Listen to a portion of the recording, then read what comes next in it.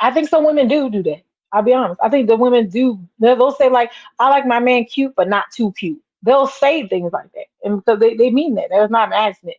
Basically, like I want them to be like kind of attractive, where people are like, "Oh, that's cool," but like if he's above that, then I'm gonna have problems because there's gonna be women trying to get his attention all the time. And I've heard people say that. I've been around friends who are like, "Yeah, like I'm like medium cute." You'll hear things like that, like medium Now, cute. that's Yeah. toxic. That's toxic as hell.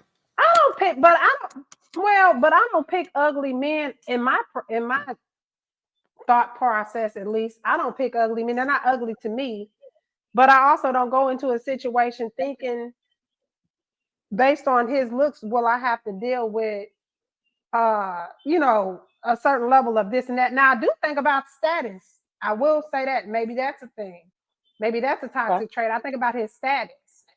Like if he's a celebrity of some sort, whatever level, I think about I'm gonna have to deal with the hoes. So then it's like I don't want to deal with somebody who's in the lights and camera action and all that kind of thing. So I try to stay away from those because I feel like we might be in the same line of work and I might have the hoes chasing, you won't have the hoes chasing. Now we're gonna be dealing with hoes, hoes Oh everywhere, hoes Lord. to the second power. Mhm. And I don't know if I like that for my guy. So maybe that's a toxic trait. I try to pick regular But ones.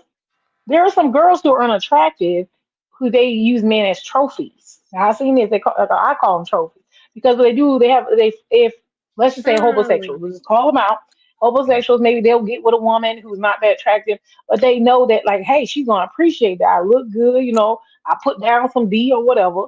And then when she's out there, she tells her friends, like, "Oh my God, look, he's so into me. He's so attractive," and she will put him on display as a trophy. So it's not just trophy husband. I mean, why is that his trophy husband? A trophy husband to that woman. He may not be Denzel, but to her, she's like, oh, maybe I would never have been able to get a man like this. But he needs me. And as long I've as I seen that. provide his needs, you I've know what seen I'm talking that. about. I've seen that sometimes around women who have children with the man. They'll keep the woman around, the man around, based on their relationship with the child, it's like nonstop toxic. Sometimes you can't leave me because I put you on papers, or if you don't want to get Keeper on papers, keeper. you better be at my house on Friday. These type of toxic So it's the relationships, so it's the or cheaper the keeper scenario. yeah, almost Hmm. like how I would Future and Sierra. Yeah. Like, yeah, I'm your Mm. baby daddy. I'm always gonna be your baby daddy. Everybody know that's mine. And if I want it, all I gotta do is get right. Well, But if do you you keep think that private, do you think he's like that in real life, or is that we're not gonna get on the celebrities too much, not too much, because I don't know what they really like in real life, because we also look at the entertainment of it all. So it almost seems like, do they really do that kind of shit? Are they really on that kind of time, or is that just for publicity? So I really don't know about that one. well, the biggest thing I like to point to is if you keep private and don't make it public, it won't be open to criticizement.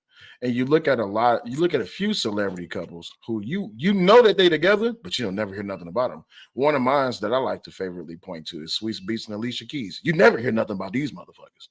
They just in a relationship, they married, you don't know nothing about them. She do music every now and then, he do beats every now and then. You might hear from every now and then, but you don't know absolutely nothing about their relationship. But when you invite people into your relationship, especially when you're seeking people's opinion, validation, or justification for the actions of yours or your partners in your relationship, you're giving them the keys to your own kingdom. And that's what happens in a lot of these celebrity relationships.